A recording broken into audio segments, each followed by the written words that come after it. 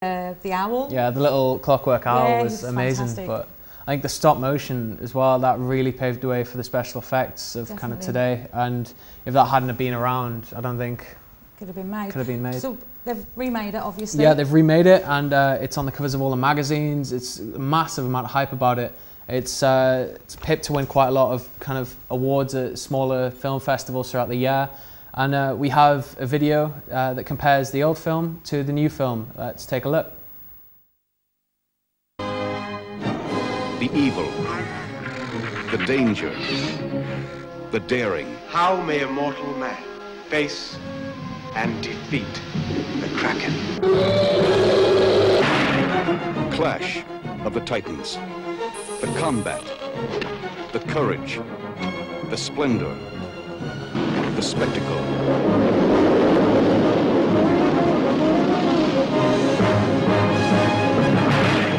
Clash of the Titans.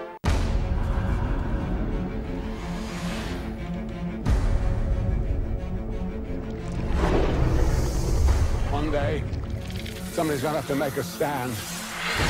One day, somebody's got to say enough.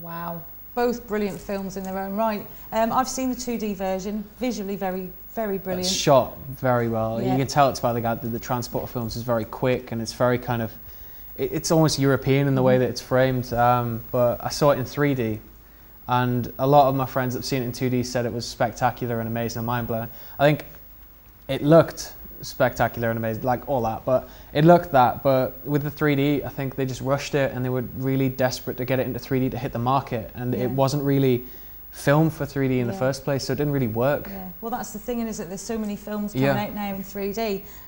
Pretty much everything you get to see on the cinema at the moment could possibly be in 3D. Also, 3D TV is being introduced by Sky. We asked a few people what they thought about the 3D revolution. It was a good idea. I like them, yes. I think they're a good idea. You have to watch them in the cinema, right? So when you're looking at them, they're more realistic, so it's like a fun novelty to go. It's not like every day you kind of go to see it, so...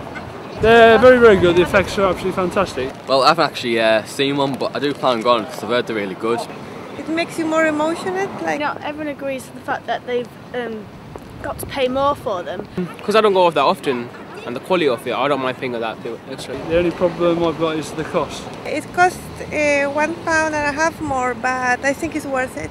It's just the price that's cutting me off. I'm not sure if it will stick around properly this time, or are we just going to fade out again like it has been in the past. I think the fact that they're making 3D TV now, it's going to become like the norm. Today I'm joined by Stephen Robinson, who has some very interesting views on 3D. Hi Stephen. Hi there Sam. So, as you work in a cinema, how did that affect the general kind of audience numbers when 3D came about in the last year or so? At first it didn't affect it too much because it seemed more of a gimmick than anything.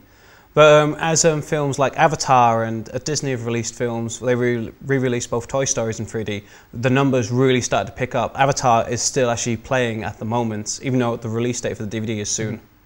What do you think about this 3D TV? Do you think that will affect the cinema in any way?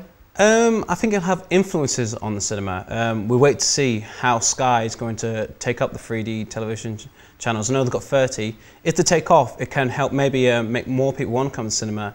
But if it flops, it might damage the industry. Well, what do you think like the future holds for 3D? Do you think it's going to stick around or it's just going to die off? I think it's something that will stick around.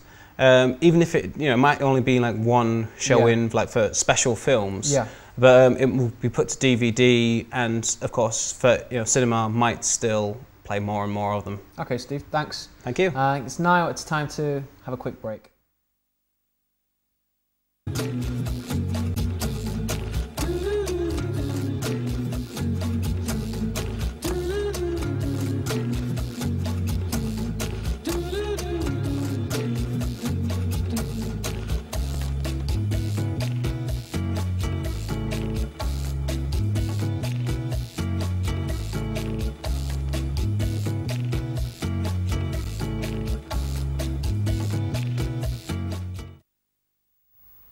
Welcome back, and now for my rising star. This time I've chosen Carey Mulligan, who was nominated for Orange's Rising Star Award last year and won. She was also nominated for an Oscar, and unfortunately she just missed out to Sandra Bullock for her role in Blindside. However, she did win a BAFTA on home soil for her role in An Education, which is a girly film, but it has an edge to it, and it is a very, very interesting film. If you get a chance to see it, watch it. Carey Mulligan plays a very, very good role. She can be sweet and demure, yet she's got that hard bitterness to her at the same time. She's definitely going to be someone to look out for in the future. So let's take a look at her role in An Education. Hello, I'm a music lover and I'm worried about your cello. Jump in. You have no idea how boring everything was before I met you. Who does anything worth doing without a degree? Nobody does anything worth doing with a degree. Someone to do something hard and boring, or to go to Paris and have fun. All that poetry had all those songs about something that lasts no time at all. Yeah. Now it's time for my favourite part of the show. This is called Hot or Not, and we get to rip into either rip into or praise films that we see kind of fit, really. All right, what you got this week? I'm going to start Planet 51. What did you think of Planet 51? My son has it, he loves it. It could have been better. I like what they've done with it. I like the concept of reversing the alien landing on Earth thing with, you know, a human landing on an alien planet. I like how it's set in the 50s on this alien planet where it's kind of golden age of UFOs and stuff. I think the robot dog and the alien dog are pretty cool touches. They were the best, but for a kid, definitely a hot film. Definitely a hot film for a child. Okay, I've got a Stick It with Jeff Bridges. It's a little bit like Bring It On. I had to watch this during a gender studies class and film course. What do you think of it? I enjoyed it, and if you're into gymnastics and all those type of films like Step Up and Bring It On and Stomp the Yard and all that sort of thing, it's a good film. Yeah, I think if you're into that kind of stuff, or if you just generally like Jeff Bridges, it's definitely a good film to watch. I think that's definitely hot. Yeah, right, okay, you're going to love this one.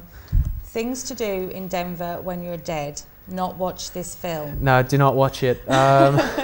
Andy Garcia is not a good actor. I'm ashamed Miramax even released that, and they're listing it as a classic as well. But it's if you want to watch a gangster film, watch Goodfellas or buy the Godfather trilogy. Yeah, I'm not into gangster films. I think the only one I own is Road to Perdition. Like, it's a definitely a not. That's a not for me. Yeah, not.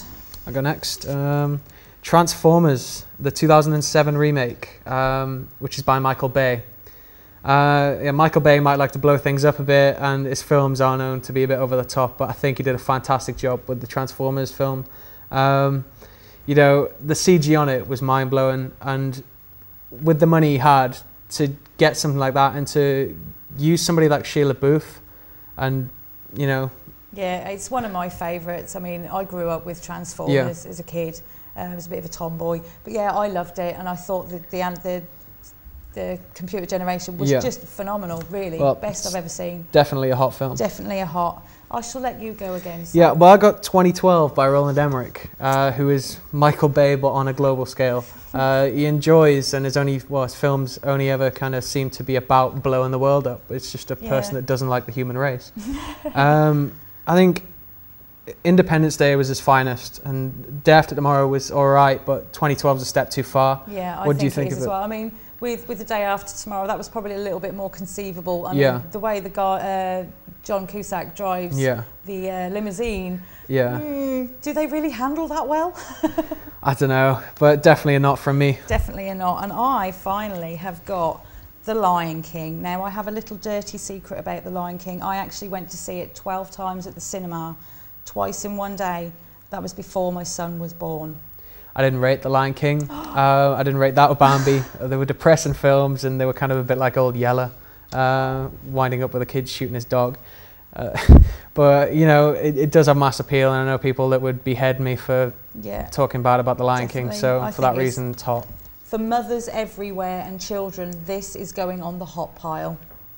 Well, thank you for joining us. I'm Tony. And I'm Sam, and we're going to finish up today's episode with a look at what we feel is the hottest film of the summer, Toy Story 3.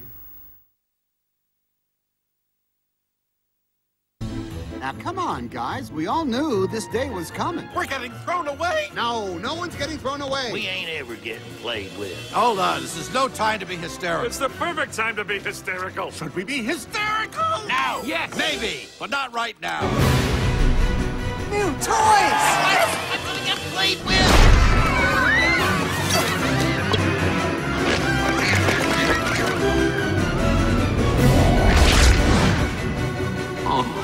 Where's my nose? Here it is. Here's your arm. Give me that. That's Honey, mine. the mustache?